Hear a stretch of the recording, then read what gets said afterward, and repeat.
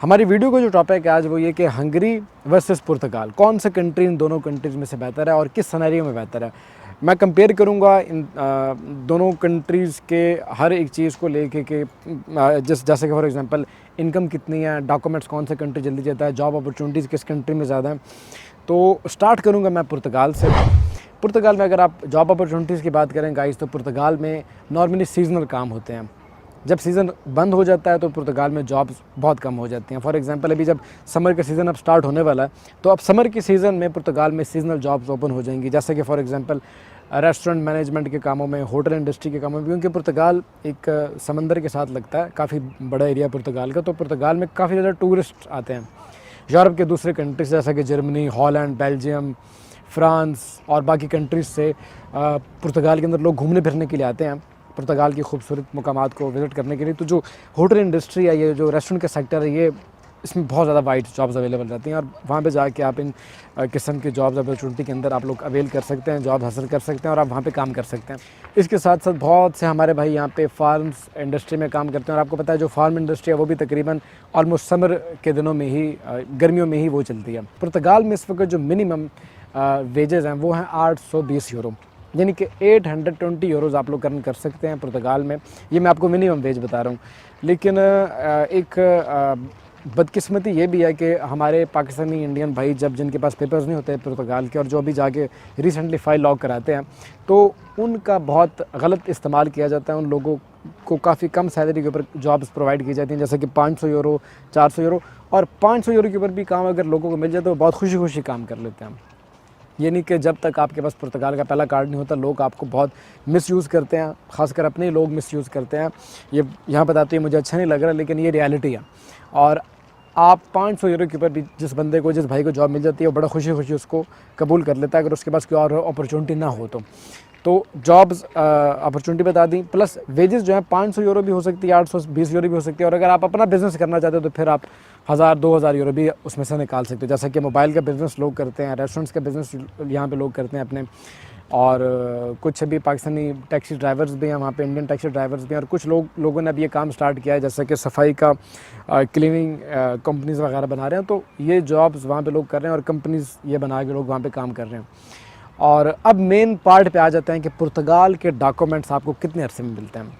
पुर्तगाल के जो डॉक्यूमेंट्स हैं गाइस, वो आपको, अगर आप लीगल तरीके से आते हो और आप अपने 6 टैक्स पे करते हो, तो 6 टैक्स पे करने के बाद आप लीगल हो जाते हो, एलिजिबल हो जाते हो पुर्तगाल में अपना पहला कार्ड अप्लाई करने के लिए।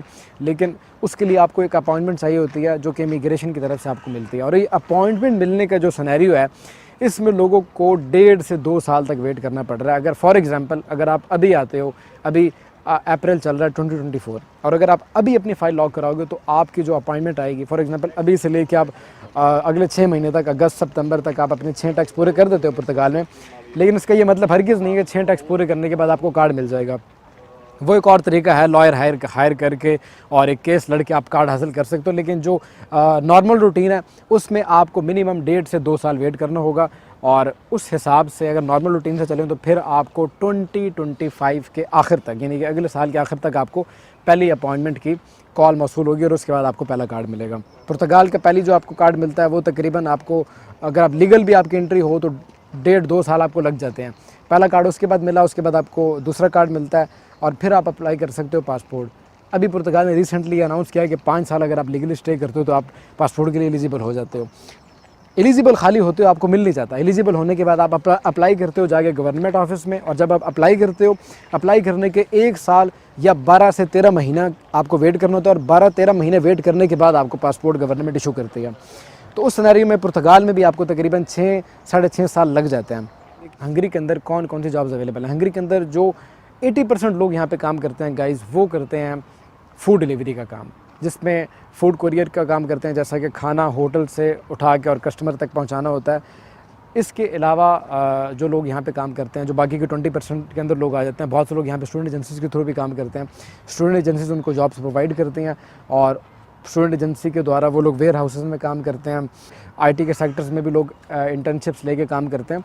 तो ये कुछ जॉब्स हैं जो कि हंगरी में लोग करते हैं। प्लस हंगरी के अंदर टीचिंग की जॉब्स भी अवेलेबल हैं। यहाँ पे पाकिस्तानी इंडियन टीचर्स भी काम कर रहे हैं स्कूलों के अंदर, और ख़ासकर जो हमारे पाकिस्तानी बिजनेसमैन यहाँ पे मौजूद हैं, वो यहाँ पे अपना होटल्स, अपने रेस्टोरेंट्स उन्होंने बना रखे हैं और यहाँ पे लोग काम कर रहे हैं। बहुत से इंडियन पाकिस्तानी ग्रोसरी स्टोर्स हैं यहाँ पे।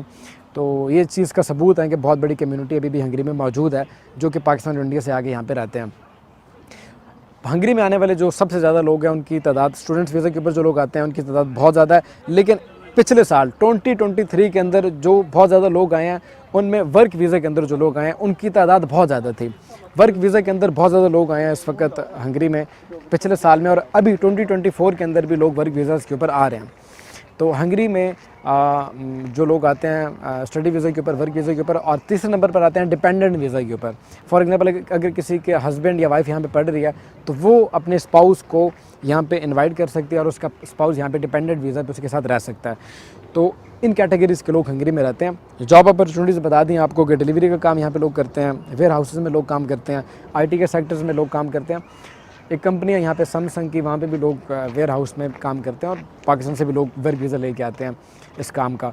और वेयर हाउसेज़ कुछ मौजूद हैं बुदापेस्ट के अंदर और कुछ हंगरी के बाकी सिटीज़ के अंदर मौजूद हैं, जैसे कि वर्क शॉप्स या स्पेयर पार्ट्स का जो काम होता है, गाड़ियों के स्पेयर पार्ट्स बनाने का, कपड़ा बनाने का काम अवेलेबल है, शीशे की फैक्ट्री के अंदर लोग यहाँ पे आके काम करते हैं। तो जॉब अपॉर्चुनिटीज़ हैं हंगरी के अंदर। इसके साथ गाइज़ जो सबसे इंपॉर्टेंट चीज़ कि हंगरी में मिनिमम वेजेस कितनी है। हंगरी कंट्री के अंदर अगर आप काम करते हो तो छोटे से छोटे काम की भी जो आपको सैलरी मिलती है वो 2,70,000 ये मिनिमम वेज है।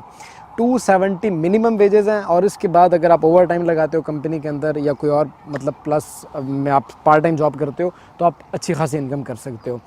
उसी की निस्बत अगर आप एवरेज सैलरी निकालो, यहाँ पे जो डिलीवरी का है, जो कि 80% लोग हंगरी में फूड डिलीवरी का काम करते हैं, तो जो फूड डिलीवरी का लोग काम करते हैं वो यहाँ पे मिनिमम वेजेस पे गर्मियों के अंदर भी 5 साढ़े 5 लाख फ़ोरेंट आराम से कमा लेते हैं। और जो लोग मोटरसाइकिल पे काम करते हैं और हार्ड वर्क करते हैं वो लोग 8 लाख 9 लाख फ़ोरेंट तक इजीली कमा सकते हैं, जो कि तकरीबन 2,000 यूरो के लगभग होता है। और 2,000 यूरो पुर्तगाल में एक बिज़नेसमैन अर्न करता है अपने बिज़नेस के अंदर, ये मैं आपको पहले बता दूँ। तो हंगरी के अंदर सैलरीज़ बहुत अच्छी हैं पुर्तगाल की निस्बत, और जॉब अपॉर्चुनिटीज़ भी बहुत अच्छी हैं। अब बात करूँगा गाइज़ कि हंगरी कितने अरसे में आपको डॉक्यूमेंट देता है और कितने अरसे के बाद आप लोगों को हंगरी का पासपोर्ट या नेशनलिटी मिलेगी। अब गाइज़ हंगरी के अंदर अगर आप आते हो तो हंगरी आने के बाद, क्योंकि हंगरी ऑफ कोर्स आप लीगल तरीके से आ सकते हो, यहाँ पे पुर्तगाल की तरह का कोई फाइल लॉक का सिस्टम नहीं होता, आपको पाकिस्तान से वीज़ा लेके ही आना पड़ता है या इंडिया से। अब वीज़ा लेके आते हो, यहाँ आने के बाद आपको 1-2 हफ्ते के अंदर आपका पहला TRC कार्ड मिल जाता है। उस TRC कार्ड के ऊपर आपको यहाँ पे लीगल तरीके से फुल टाइम 3 साल अगर आप टैक्स पे करते हो, यानी कि अगर आप फुल टाइम के ऊपर 3 साल यहाँ पे स्पेंड करते हो, स्टूडेंट का जो टाइम काउंट होता है वो आधा टाइम काउंट होता है, वो फुल टाइम काउंट नहीं होता। फॉर एग्जांपल अगर स्टूडेंट के 3 साल हैं तो वो यहाँ पे 1.5 साल काउंट होंगे। तो अगर आपको जो फुल टाइम काउंट होगा वो स्टडी के ऊपर अगर आप यहाँ पे 6 साल लगाते हो तो वो तब जाके 3 साल बनेंगे। और अगर आप यहाँ पे सेल्फ की वीज़ा के ऊपर हो, सेल्फ एम्प्लॉयमेंट की वीज़ा के ऊपर या वर्क वीज़ा के ऊपर, वो आपका फुल टाइम काउंट होगा। और आप 3 साल हंगरी कंट्री के अंदर रहने के बाद, 3 साल टैक्स पे करने के बाद आप यहाँ पे PR के लिए अप्लाई कर सकते हो, जो हंगरी की नेशनल PR है। लोगों को, बहुत से लोगों को भी रिसेंटली देखने में आया कि PR मिल रही है बुदापेस्ट के अंदर, और बुदापेस्ट से बाहर काफ़ी सारे छोटे सिटीज़ में भी लोगों को PR मिली है। मैंने अभी रिसेंटली लोगों से सुना है। पहले इतना हंगरी का फैशन नहीं था, इतना रुझान नहीं था हंगरी में लोगों को, लेकिन अब लोग आ रहे हैं और लोगों को PR भी यहाँ पे मिल रही है। तो इस बात का ये सबूत है कि हंगरी कंट्री भी पेपर देता है अगर आप यहाँ पे स्टे करो, लीगल स्टे करो, और आपके ऊपर कोई पुलिस क्राइम रिपोर्ट नहीं होनी चाहिए, आपने टैक्स प्रॉपर पे किया हो, आपको कोई बकाया याद ना हो टैक्स सिस्टम के अंदर, तो आप यहाँ पे PR अप्लाई कर सकते हो।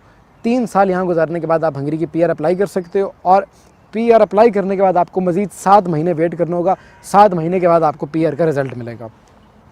इसके बाद गाइज़ अगर आपको हंगरी का पासपोर्ट चाहिए तो उसके लिए फिर उस PR के ऊपर आपको मज़ीद 3 साल स्टे करना होगा।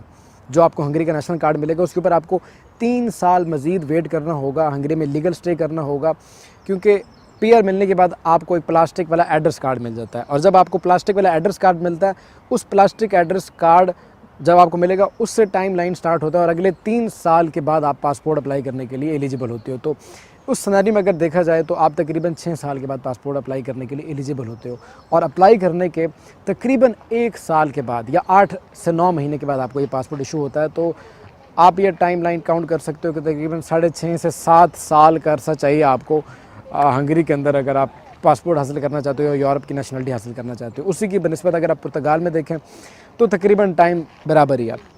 ऑफ कोर्स मैं समझता हूँ हंगेरियन लैंग्वेज डिफ़िकल्ट है पुर्तगीज़ लैंग्वेज की निस्बत। हंगरी में बहुत बड़ा लैंग्वेज बैरियर है और पुर्तगाल में इतना बड़ा लैंग्वेज बैरियर नहीं है। पुर्तगाल में बहुत ज़्यादा रिफ्यूजीज़ हैं, बहुत ज़्यादा माइग्रेंट्स हैं, हंगरी में बहुत कम है। इसलिए लोगों को लगता है कि शायद यहाँ पे लोग इसलिए नहीं रहते, ये इसलिए भाग जाते हैं कि हंगरी में अपॉर्चुनिटी नहीं है या यहाँ पे पेपर्स नहीं मिलते। यहाँ पे पेपर मिलते हैं अगर आप लीगली स्टे करो, यहाँ पे आपको डॉक्यूमेंट मिलते हैं। सैलरीज़ पुर्तगाल की निस्बत बहुत बेहतर हैं। पुर्तगाल में अब इस वक्त इतने लोग आ चुके हैं कि यकीन माने वो लोग डिसहार्ड हो गए, बहुत से लोग उनमें से तो वापस अपनी कंट्रीज़ में चले जाते हैं। जब उनको नज़र आता है कि पुर्तगाल में वो कुछ ना कर पाएंगे तो वो अपनी कंट्रीज़ वापस चले जाते हैं। मैं आपको डिमोटिवेट नहीं कर रहा, आपको पुर्तगाल बेहतर लगता है आप पुर्तगाल जाओ, आपको हंगरी बेहतर लगता है आप हंगरी जाओ। अगर वीडियो अच्छी लगी हो तो वीडियो को लाइक कीजिएगा और अपने कमेंट सेक्शन में आप प्लीज़ ज़रूर बताइएगा कि आपके जो भी रिमार्क्स हैं हंगरी कंट्री को लेके या पुर्तगाल को लेके, जो भी आप लोगों की क्वारीज़ हैं, कोई भी क्वेश्चन, कोई भी आप लोगों को कोई भी सवाल जो आपको समझ नहीं आई चीज़, आप कमेंट सेक्शन में लिखो। और अगर आप मेरे साथ 1-to-1 कॉल पे बात करना चाहते हो तो उसके लिए आपको इस ईमेल एड्रेस के ऊपर अपॉइंटमेंट बुक करनी होगी और मैं खुद कॉल करूँगा आपको। इसी के साथ अब ज़ीशान आसिम को दीजिएगा इजाज़त। मिलते हैं इस तरीके की अगली वीडियो में, तब तक के लिए टेक केयर, बाय बाय।